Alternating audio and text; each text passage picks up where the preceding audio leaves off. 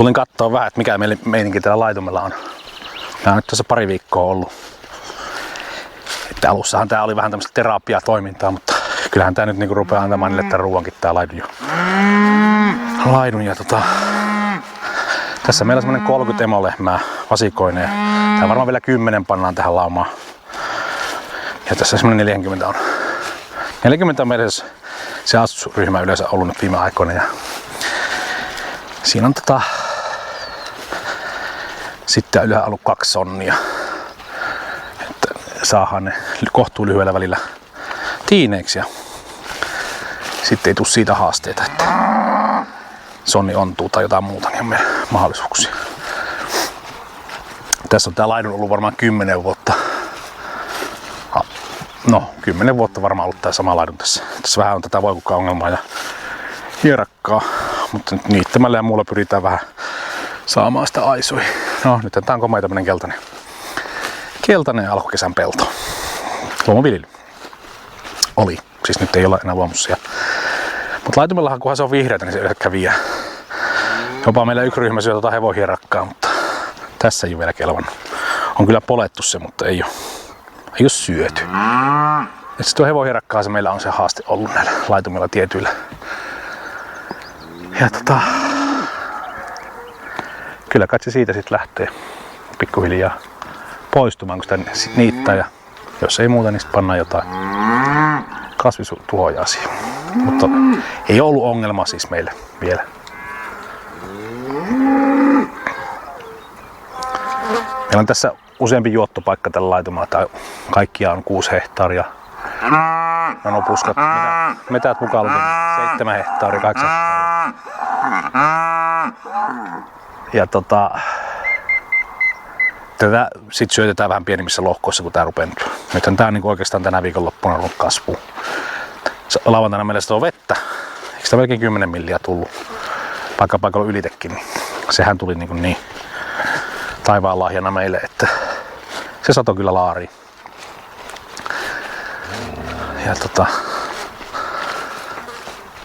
tähän laitettiin 100 kiloa urea 3 kasia plus karjanlantaa sijoittamalla, niin kyllähän tää on hyvin lähtenyt kasvuun, että varmaan alkuviikosta jo siirretään tonne toiselle laitumelle ja päästään tähän taas viikon päästä uudelleen. Että tässä kohtuu nopea on meidän tää laidunkierto aina aamuisin, ei kun siis tässä alkukeväästä. Se on vähän tätä regeneroivaa maataloutta, mitä me ollaan nyt joku vuosi tässä tää laiduntamisen osalta suoritettu. Uudistavaa maanviljelyä. Sinne meni meidän vasikat näköjään ja lehmät lähti tänne päin. Mikä tässä tapahtuu? Pelkääkö ne minua? Näköjään.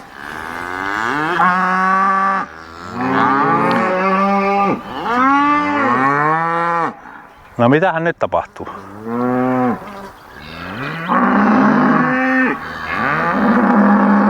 Aha, lähdetään sit sinne. Hän näköjään noin juomakupille lähdetään.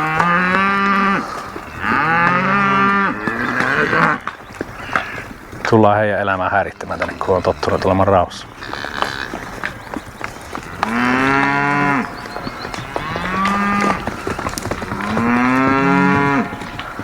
Joo.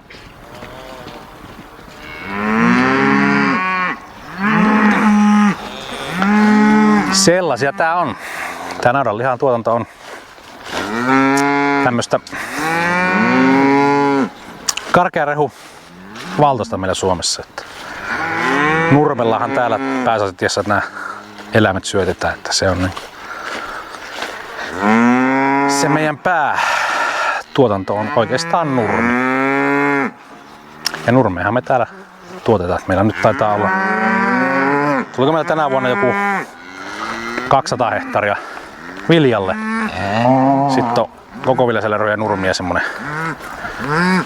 Ja vähän laitumia ja muita, niin niitä on semmonen 500 hehtaaria.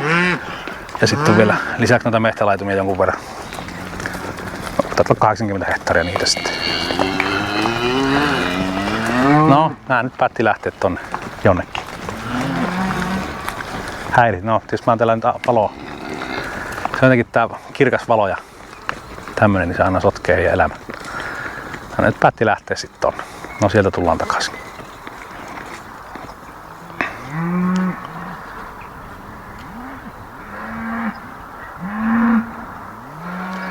Mutta sellaista tää karjatalous kesällä on. Kesällähän tää on kivaa, tai keväällä kun alkaa saada eläimet laitumelle ja ei oo tarvitse tulla navetassa enää touhuta näiden kanssa. Et kyllähän tuolla muissa maissa, missä laidun kanssa on pitempi, niin sinne kai sitä minä voisin muuttaa, jos tätä lajia saisi valita. Mutta no, mahdollisuudet on annettu olla tällä alueella, niin täällä nyt ollaan Suomessa. Ja kyllähän tää kiva on tää maatalous, ei siitä mihinkä pääse. Mutta se tässä vähän tympäsee, että meille annetaan, no nyt tullaan takaisin tänne päin taas, annetaan tuo tuottajahinta, koettakaa pärjätä. Että itse sopeutatte kulunne siihen, jos meinaatte, että saa täällä tuotettua. Et nyt tässä varmaan on tämmönen jonkun asteinen pudotuspeli menossa, että ketkä saa sopeutettua kuluunsa tähän tuottoon. Et siellä tosi moni lopettaa, uusia tiloja yritetään nyt saada naudanlihan tuotantoon, ainakin loppukasvatukseen. Että on ajettu vähän liian tiukille nyt tää loppukasvatus.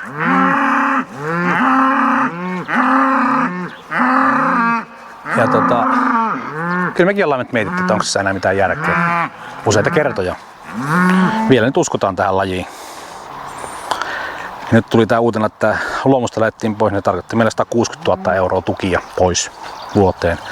Tietysti nyt me saatiin kemialliset panokset käyttöön tähän ja se muuttaa tietysti vähän tätä satotasoa ja muuta ihan eri lailla. Että jännä nähdä miten meidän käy. Et saadaanko me sopetettua ne kulut tähän tuottoon. Sehän se nyt ratkaisee tän. Varmaan parin vuoden sisällä olla viisaampi. Jos ei, niin sitten se alkaa varmaan hallittua alasajoa. Ei kai sinne vaihtoehtoja ole. Että ne jätkää, jotka pärjää. Ei kai siinä ole oikein vaihtoehtoja. Paljon nyt tuntuu siirtyvän tuolla Länsi-Suomeen tää tuotanto. Siellä on varmaan paremmat yhteydet ja jotain muuta. Mikä sitä niin kuin ajaa sitä tuotantoa sinne. Tietysti teurastamalla on oma agendansa sinne saada niitä isoja kasvattamaan.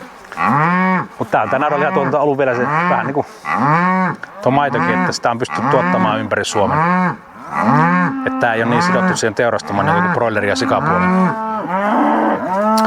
Ja tässä tää tiliväli on vähän pitempi. Se on se 2 vuotta. Proiskulla kun se on, nyt kun teet tilauksen, niin sä kuukauden päästä melkein saatkin jo sitä ruveta syömään. Tässä se täytyisi tietää, että mitä ihmiset syö 2026 kesällä. Syökö niillä naudanlihaa, niin jos ne syö, niin nythän nämä vasikat on ehkä silloin rupeaa olemaan sen ikäisiä, että niitä voisi teuraksi laittaa.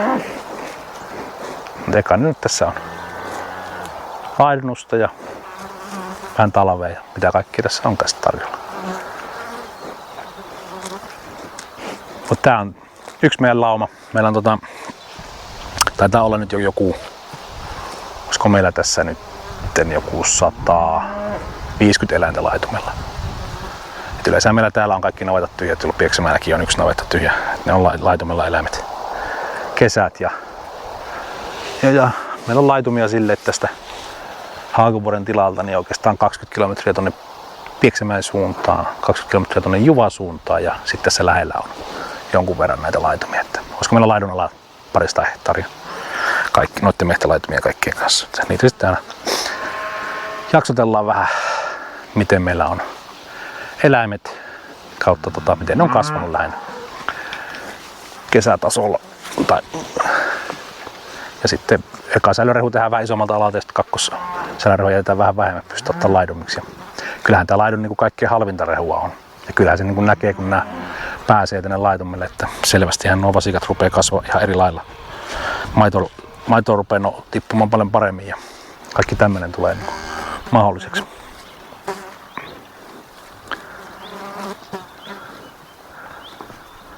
Nämä on vähän nyt tälleen niin odottavalla kannalla, että eikö tää äijä ymmärrä lähteä pois täältä. Heillä oli täällä hyvin rauhallista. Varmaan tuossa juhannuksen paikkeilla pannaan sonnit yleensä karjaa. Meillä on 2 sonnia yleensä ollut siinä aina laitumella ja per lauma. Meillä taitaa nyt 8 siitossonnia kun meillä on tällä hetkellä. Meillä on Limousine ja Angus rotusia on nämä sonnit. Ja meillä on yleensä sille, että kumpaakin rotua aina laumassa. Mutta päärotuhan meillä on tuo Limousine. Jonkun verran on nyt näitä risteytyksiä. Limousine risteytyksiä, sarolais Angus risteytyksiä ja muutama Simmentaali. Mutta kyllä se varmaan tuo Angus Limousine risteytys meillä jatkuu niin kuin enemmänkin, koska se tuntuu olevan niin kuin semmonen, mikä toimii. Se on vaan jotenkin. Pystyy jotain karkearehua paljon paremmin käyttämään hyväkseen. Ja sitten kun siinä on vähän Limousine-alue, niin on luokittanut aika hyvin ne eläimet. Ja sitä kautta hinta on ollut vähän parempi.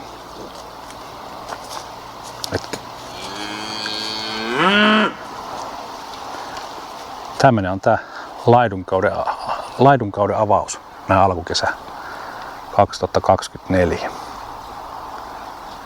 Et yleensähän niin kuin mitä kosteampi vuosi on, niin sitä paremminhan nämä nurmet riittää. Monesti se on tuo keskikesän kuivuus kun alkaa, niin silloinhan ne yleensä nämä laitumet on vähän niin porova. Varsinkin nuo mehtälaitumet, kun niissä ei multavuutta on, niin niissä se näkyy todella hyvin. Sitä multavuutta on pyritty lisäämään nyt tällä uudistavalla viljelijälle kiertolaidunnuksella kaikilla tällä, että sillä nyt on ihan ok. Niin kuin, saatu ihan positiivisia kokemuksia siitä, että sehän nyt vaatii vuosia ennen kuin se saa kunnolla kiertämään, että laidun paine on sillä alueella kohtuu kova sen hetken aikaa, vähän niin kuin luonnossakin laitumet. Tai luonto toimii, että siellä ne karjalaumat